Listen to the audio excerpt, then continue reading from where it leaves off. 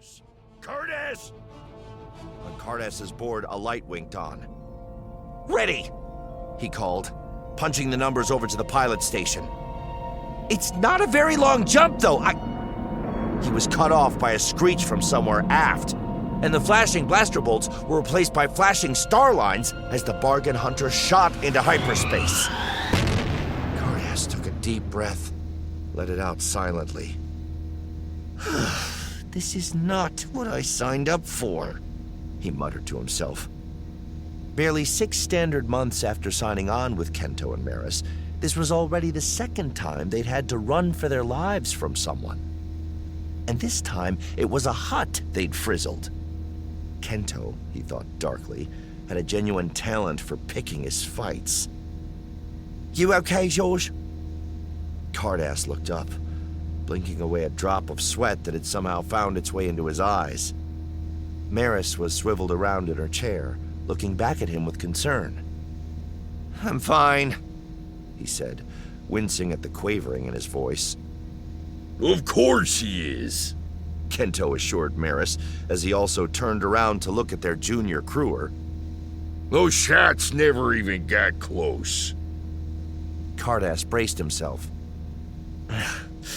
You know, Kento, it may not be my place to say this. It isn't, and don't, Kento said gruffly, turning back to his board. Praga the Hutt is not the sort of person you want mad at you, Cardass said anyway. I mean, first, there was that Rhodian. A word about shipboard etiquette, kid, Kento cut in, turning just far enough to send a single eye's worth of glower at Cardass. You don't argue with your captain. Not ever. Not unless you want this to be your first and last tour with us. I'd settle for it not being the last tour of my life, Cardass muttered. What was that? Cardass grimaced. Nothing. Don't let Praga worry you, Maris soothed. He has a rotten temper, but he'll cool off.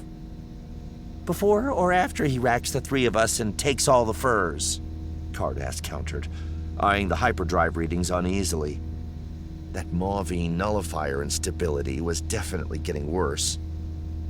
Oh, Praga wouldn't have racked us, Kento scoffed. He'd have left that to Drixo when he had to tell her he'd snatched her cargo. You do have the next jump ready, right? Working on it, Cardass said, checking the computer. But the hyperdrive... Heads up, Kento interrupted. We're coming out. The star lines collapsed back into stars, and Cardass keyed for a full sensor scan. And jerked as a salvo of blaster shots sizzled past the canopy. Kento barked a short expletive. What the frizz? He followed us, Maris said, sounding stunned. And he's got the range, Kento snarled as he threw the bargain hunter into another series of stomach-twisting evasive maneuvers. Cardass, get us out of here! Trying! Cardass called back, fighting to read the computer displays as they bounced and wobbled in front of his eyes. There was no way it was going to calculate the next jump before even Kento's luck ran out, and the fuming hut back there finally connected. But if Cardass couldn't find a place for them to go, maybe he could find all the places for them not to go.